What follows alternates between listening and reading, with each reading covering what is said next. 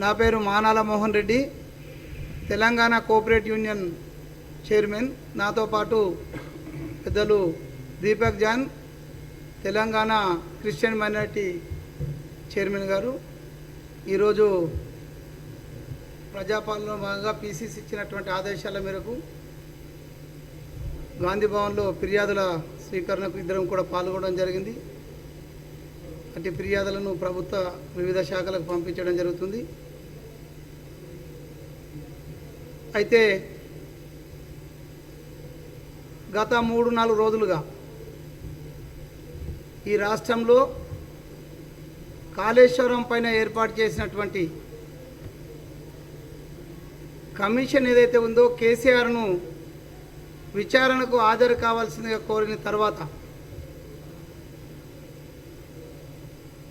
ఈ రాష్ట్రంలో ఉన్నటువంటి టీఆర్ఎస్ సంబంధించిన వర్కింగ్ ప్రెసిడెంట్ అయితేంది, అదేవిధంగా హరీష్ రావు అయితేనేది, ఇద్దరు కూడా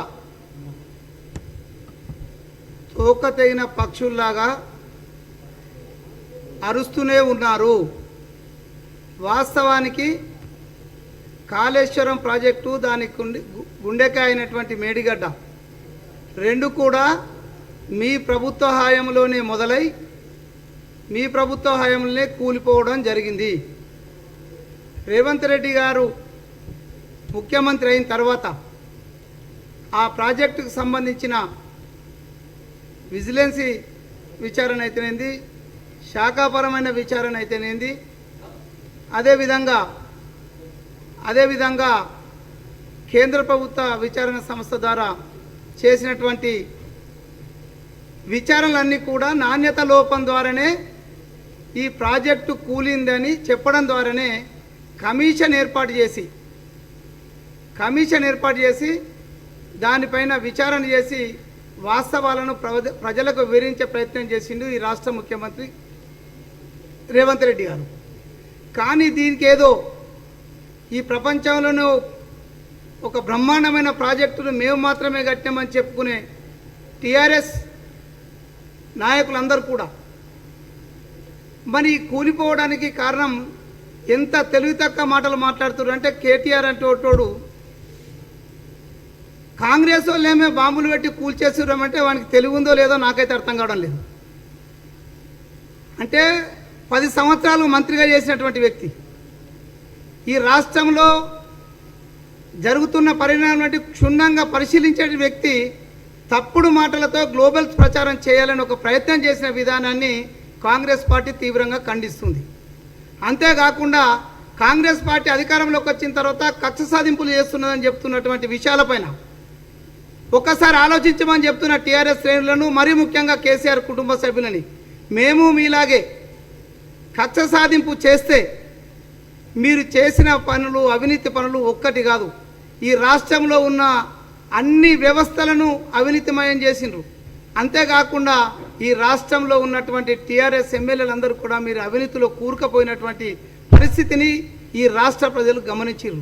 ఒక్కటి కాదు, 2 కాదు, భూమాఫియా, లిక్కర్ స్కామ్, అదేవిధంగా శాండు, హరితహారంలో కొన్ని వేల కోట్ల రూపాయల దోచుక తిన్నటువంటి పరిస్థితులు. నిజానికి వీటన్నిటిపై విచారణ చేస్తే కేసీఆర్ కుటుంబ సభ్యులు ఎంతమంది అయితే ఉన్నారో వారందరూ కూడా ఈ జీవితకాలం జైల్లో గడపడం తప్ప వేరే ఏముండదనే విషయాన్ని ఈ సందర్భంగా తెలియజేస్తున్నాం సోదరులారా.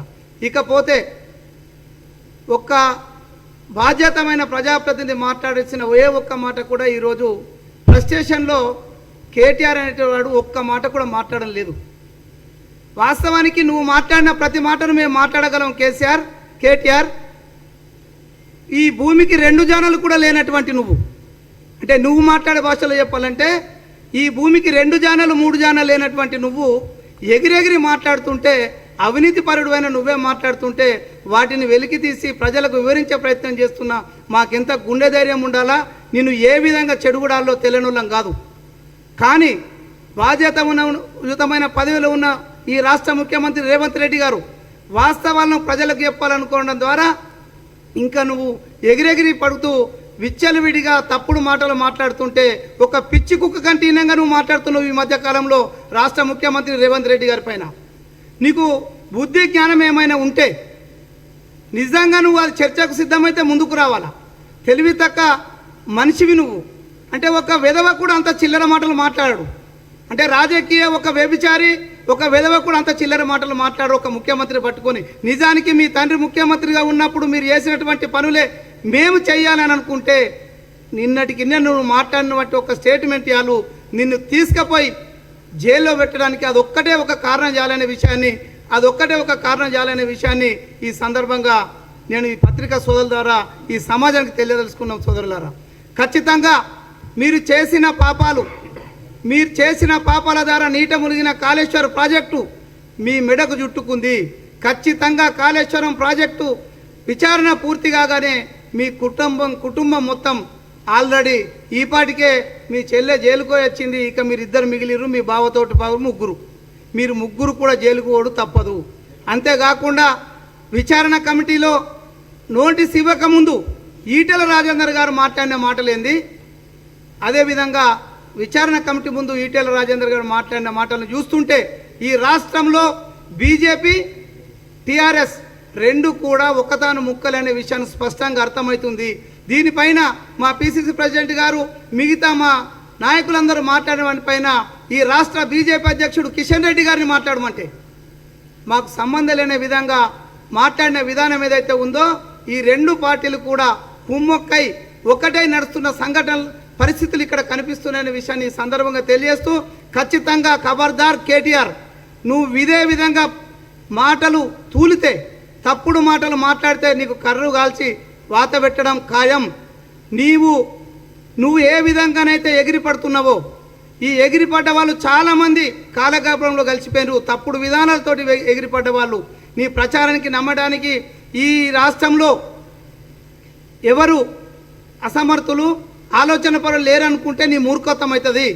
ఖచ్చితంగా నీవు చేసినటువంటి ఈ ప్రచారం ద్వారా అది నీకే చుట్టుకుంటుందనే విషయాన్ని తెలియజేస్తూ, ఖచ్చితంగా ఇంకొకసారి కేటీఆర్ ముఖ్యమంత్రి పైన రేవంత్ రెడ్డి గారి పైన తప్పుడు కూతలు కూస్తే ఖచ్చితంగా నీ నాలుక కోయడం ఖాయమని సందర్భంగా హెచ్చరిస్తున్నాం.